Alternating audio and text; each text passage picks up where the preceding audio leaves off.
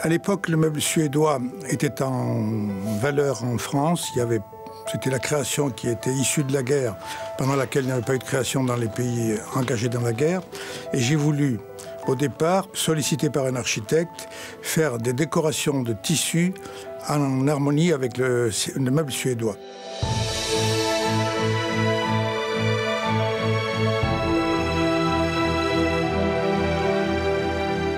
La première décision importante, c'est de vendre directement aux particuliers des produits valorisés au maximum par le travail à la main.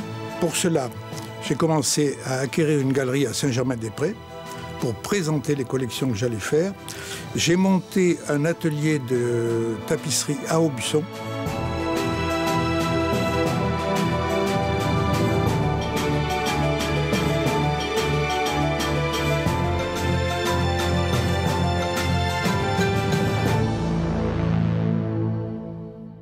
Notre entreprise va de A jusqu'à Z, c'est-à-dire que nous sollicitons les artistes vivants, leurs ayants droit, certains qui sont décédés, tombés dans le domaine public au bout de 70 ans, ou même des trésors, c'est vrai pour les tapis, existant dans le patrimoine français, national ou privé, dont nous refaisons des tapis avec des modifications et différenciations. La première démarche, on fait le carton. Nous avons un adaptateur, ou si l'on veut, interprète, qui est un artiste aussi, qui traduit dans notre langage le travail de l'artiste. On a les formes qui sont évidemment respectées, mais toutes les couleurs sont codées, elles ont chacune des numéros. Ce carton est primordial.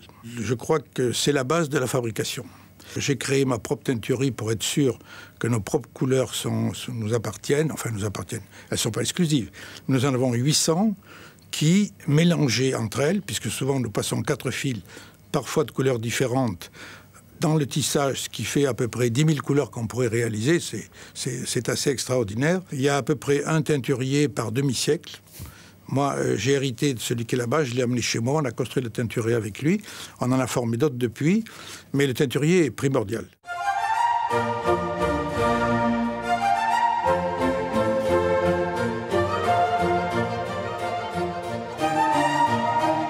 Les tapisseries sont reconnues œuvres d'art originales si nous les limitons à 8 exemplaires. Comme nous en vendons à peu près un par jour, il faut pratiquement un nouveau modèle toutes les semaines. Donc on a 350 modèles en permanence. Un modèle en moyenne dure 2 ans ou 3 ans. Pour les tapis, nous en avons moins. Pour les tapis, nous en avons 150, parce que ça recouvre pratiquement 4 siècles de production française. Dans un tapis, il y a ce qu'on appelle les écoinçons qui sont aux 4 coins. Il y a le centre qui est souvent un bouquet ou une rosace centrale. Et puis il y a également des guirlandes sur les côtés. Bon, à partir de là, en changeant les motifs l'un ou l'autre, on arrive à faire quantité de tapis.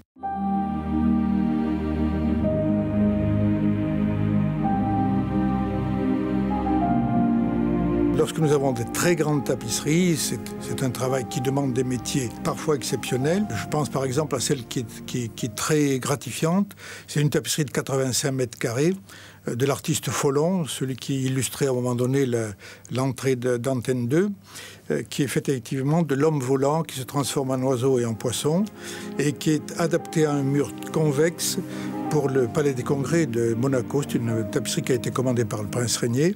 Bon, à part ça, nous avons des tapisseries au Japon, nous avons des tapisseries, bien sûr, dans les pays arabes. Nous en avons en Suisse.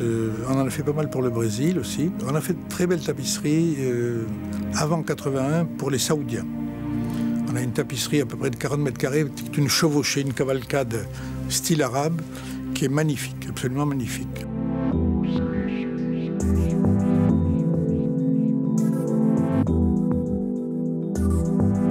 Notre projet d'expansion se porte surtout sur les tapis.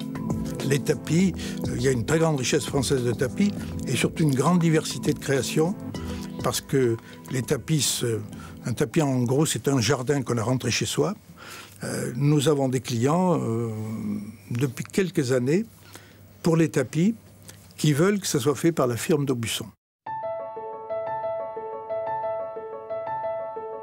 Nous avons obtenu de l'Éducation nationale, il y a 5 ans, d'être une entreprise qui était agréée pour former, enfin, du moins préparés au CAP de lissier. Nous sommes la seule qui a cet agrément.